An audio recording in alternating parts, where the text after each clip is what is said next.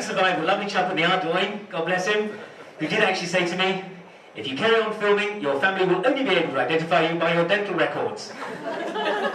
Mr. Webster. And I burst out laughing. I said, call me Mark. We don't need to be formal on these occasions. It's absolutely fine, you know. I feel that death threats should be issued on the first-person basis, don't you? And all this formality really isn't necessary. Gets us all a bad name. Interestingly, just listening to you, because I find these sessions fascinating. I find it fascinating coming around to your tables and listening to you as well. A lot of what we are all about, a lot of what you are about, a lot of what the profoundly moving speech from Glenn was about, because I just love listening to Glenn. I've been a voyeur, you know. As a journalist, you go, you watch, you see, you disappear, you go home. You guys live it, he lived it, which is why his observations are so much more profound than mine. I'm here for the jokes. And I think when I listen to Glenn and I reflect on what this is all about, so much of this comes down to communication. How we communicate with each other, how we communicate with other parts of our society, and how we communicate with the wider world. Now, a point was made, I think it might have been yourself, I couldn't see from over there, but you know, you've got a great project, it's all there, you can't get people in. They're not coming in the door. What do? You can't press gang them. That's illegal now.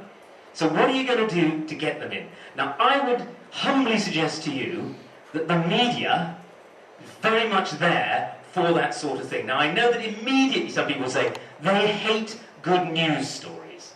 You can't get good news in the media. The media's about bad news. And to some extent, you're right. Because if you think about it, if they said, right, on News at 10, in the days when I was on News at 10, they say, right, we're now going on a line to Mark Webster at Heathrow Airport. And I say, oh, this is very exciting. As you join us here at Heathrow Airport, another plane is landing safely. Back to you. You'd think we'd gone bonkers. And strangely enough, of course, the reason I was delayed coming here today is that we were actually taking off at Heathrow when there was a bang and a smell of burning. Which is always a bad sign, I think, on aeroplanes generally. You know, I'm no engineer, but bangs and smells of burning, doesn't mean a safe flight to me. Yeah, looking around for Mr. O'Leary straight away. So we veered off the runway and stopped, and that was it. And apparently it was the engine that had exploded. And the pilot came on and he said, do you know what? This is my last week ever as a pilot after 27 years of flying planes, and I have never had an engine blow up on me. Well, quit while you're ahead, mate, is what I'd say to him. Just get out now, because we don't want this to become a habit or a regular feature of what you're doing. Communication. There is a battle for all of us over the agenda. You know, the media wants to set an agenda, you want to set an agenda. Ricky was kind enough to allude to my time as a spin doctor for the Liberal Democrats during the period when Ming Campbell was in charge.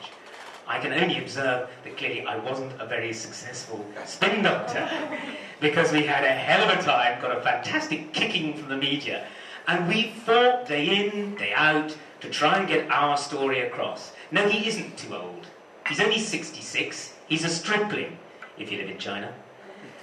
66, look at the demographics of this country, but the story the media wanted was Ming is too old, you know. Shortage of chocolate biscuits at Liberal Democrat headquarters, Ming's too old. It didn't matter what the story was, it always came back to the same thing. But there is a battle to be had for that agenda. And there is something that you can do by way of making people interested in what you're doing. Some of the projects you're running will be of interest to the local media. But I say, and in your pack you've got 10 top tips for tapping into the media. Absolutely vital to that, and it's again a word that's come up before, build a relationship. How many of you here, may I ask, have been in touch with any member of the local media about any of your projects? What luck did you have? Because you said you're a shy man. What luck did you have? No, we've been pretty good luck. We've got plenty of coverage from the media for our events over the last 10 years. The events were peaceful? Yes. Good. Not all. One was very good. Everything got the most covered. Yes. Yeah, Gate was the local launch of a drama group, and we contacted the media. They came down to pictures, so the paper the next week. So it gives. There are 3 key words I offer you this on when you're deciding what constitutes a story for the local or any other media. New, so it's got to be something new. It's got to be something that's not just every single day of the week. It's got to be true, but I assume coming from where you come from, that's probably the case. And you might look a little sceptical, especially having seen the stories that ran in the tabloid newspapers were made up by a documentary crew, all of which were run about celebrities. But on balance, it's got to be true. It's got to be different. It has to be different. It has a different angle.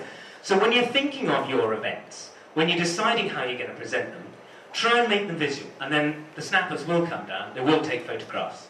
They will reflect that. But you're looking for something that may even seem to you a bit yucky, gimmicky. But if it is something to do with a cross-community initiative, something where you're involving people, something where you're really reaching out, I know for a fact, from my own experience here, there is an appetite for all that sort of thing. But you've got to do it on the basis of the relationship. It's no good just phoning the journalist on the day before it happens and thinking they'll just pitch up. But if you are, you get to know them, because I mean, believe it or not, we're pretty regular people, one step at a time, most of us. And we do welcome just this sort of thing. I, for instance, have built a relationship where I live in the UK with our local media.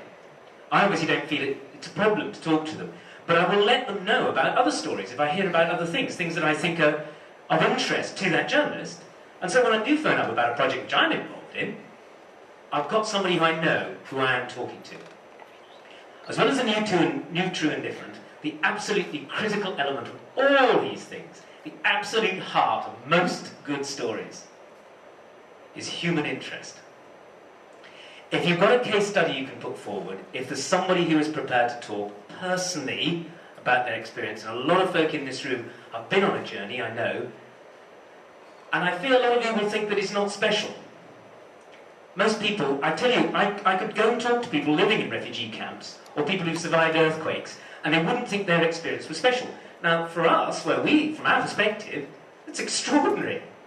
What you went through, what you saw, what you survived, what you went through, that is quite unique from our perspective. So don't think that your stories are not special. They are.